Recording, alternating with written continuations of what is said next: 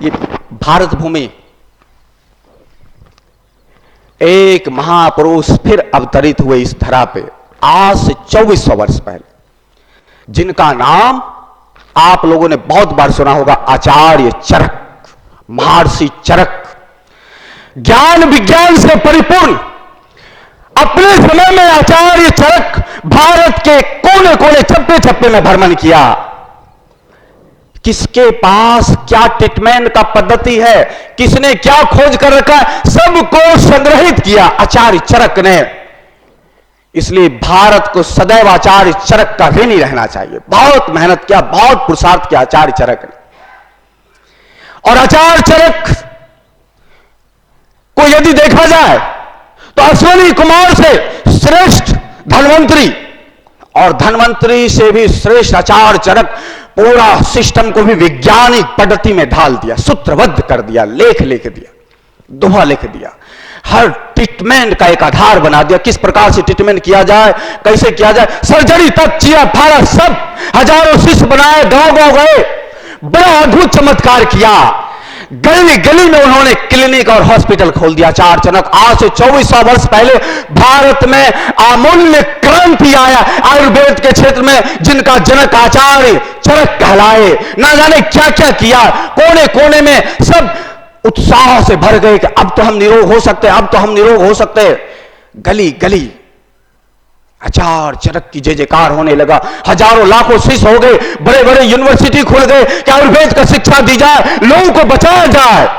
जो महाराज धन्वंतरी ने कहा 99 लोग अकाल की मृत्यु मरते हैं, उस महाराज धन्वंतरी की इच्छा को मैं पूर्ति करूंगा, लगाओ सब जोर। सब लोग लगा।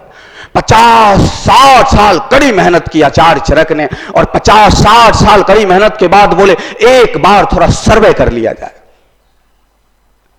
देख लिया जाए कि हमने जो विद्या लोगों को दिया है, हमने जितना शिष्य को तैयार किया है, हमारे जितने शिष्य हैं, वैद्य हैं, जितने हमने डॉक्टर को बनाया, क्या कहता है वो डॉक्टर? भेष बदला, पगड़ी लगाए, कुछ अलग अलग पागल का रूप धारण किया। अपने ही शिष्य, अपने ही तैयार किए हुए डॉक्टर के क्लिनिक पर जाकर आचार्य चरक एक प्रश्न पूछता है जो आप लोगों के लिए आज भी उतना ही कंपलसरी है। एक ही प्रश्न, कोड्रुक। किसी वैद्य के पास गए, भेष बनाए, पहुंचे, वैद्य जी के सामने हाथ जोड़े, यानी वैद्य जी का मतलब डॉक्टर साहब, भारतीय डॉक्टर, भारतीय डॉक्टर के पास गए और हाथ जोड़े। हाथ जोड़ने के बाद बोलते, महाराज एक प्रश्नों का जवाब दो, कोड्रुक। निरोगी कौन है? सीधा एक स्पष्ट पे एक प्रश्नों में जवाब दो, निरोगी कौन है? डॉक्टर था, बोला सुबह शाम चूर्ण ले लिया करो। आचार्य चरक ने सिर पे हाथ रखा, अपने सिर को पीटने लगा, बोला मैं बर्बाद हो गया, 50 साल की मेरी कड़ी मेहनत व्यर्थ गया। ये बोलता है चूर्ण खाओ। आचार्य चरक दौड़ पड़ते, फिर दूसरे वैद्य के पास जाते, दूसरे गांव में जाते, कोड्रुक तुम ही बता दो निरोगी कौन है। बोले ऐसा करो कि सुबह शाम मालिश कर लिया कर। आचार्य चरक वहां से भी भागे, बोले हद हो गई, मेरी सारी विद्या व्यर्थ हो गया। फिर और जाते, जगह जगह इस क्लिनिक से उस क्लिनिक, उस क्लिनिक से क्लिनिक, एक ही प्रश्न पूछते थे, कोड्रुक कोड्रुक कोड्रुक कोड्रुक, निरोगी कौन है, निरोगी कौन है, निरोगी कौन है। सब ने बोला चटनी कूट के खाया करो, सुबह सुबह ठीक रहेगा, पेट साफ रखा करो, ठीक रहेगा, कब्ज नहीं होना चाहिए, ठीक रहेगा,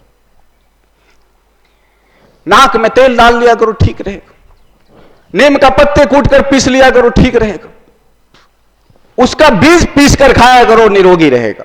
आचार्य चरक भागे, बोले मैं तो अब लुट गया, मैं बर्बाद हो गया, मेरा ये विद्या किसी काम का नहीं। मेरा जिस वैद्य को, जिस डॉक्टर को हमने पैदा किया वो हमारे अनुसार नहीं चला। कोड्रुक निरोगी कौन है ये नहीं बता पा रहा। आचार्य चरक रोते रोते एक नदी के किनारे गए, गंगा की नदी बह रही थी, वहां पे अपने बाल को नोच रहे, पूछ रहे कोड्रुक कोड्रुक कोड्रुक, निरोगी कौन है, निरोगी कौन है, निरोगी कौन है। एक मस्त मौला फकीर उधर बैठा था, बोलता सीधा वहां से एक आवाज है, जैसे बोलता कोड्रुक कोड्रुक कोड्रुक, मस्त मौला फकीर कहता है हित भुक मित भुक रित भुक। आचार्य चरक दौड़ के जाते, उनके चरणों को पकड़ लेते, बोले आपने सही पहचाना, आपने सही कहा, मेरे सारे विद्या का सार यही है।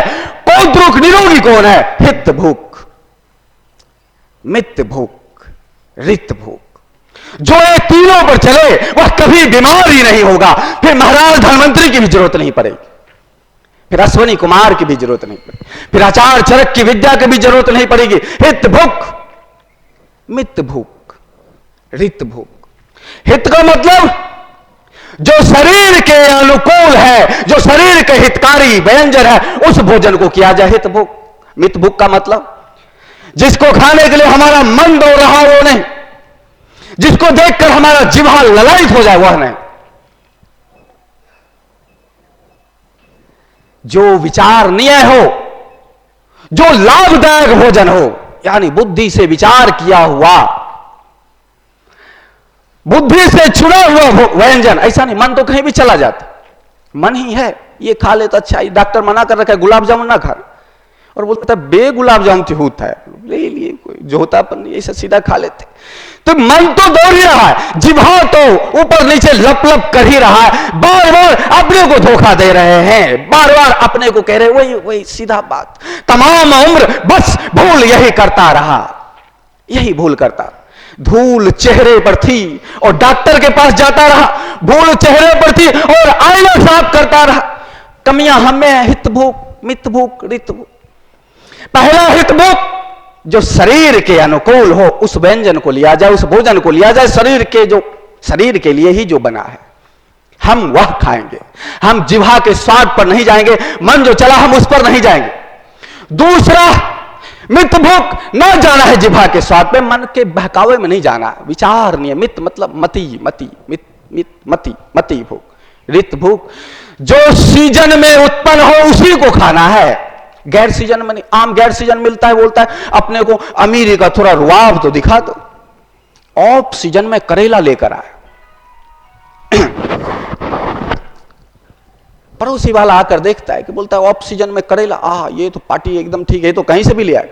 लेकिन वो ऋतुभुक जो ऋतु में पैदा हो, जो ऋतु में पैदा हो वह आपके अनुकूल है, क्योंकि प्रकृति ने आपके लिए पैदा किया है।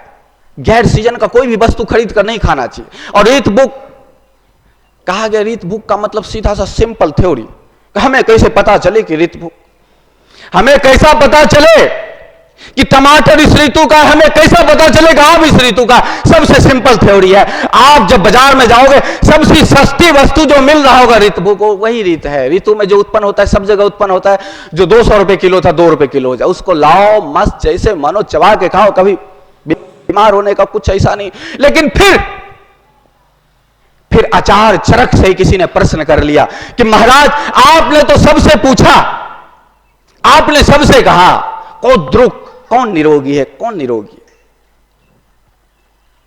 मैं आपसे पूछता हूं, कोद्रुक, यानी किसी ने आचार्य चरक से पूछ लिया कोद्रुक निरोगी कौन है?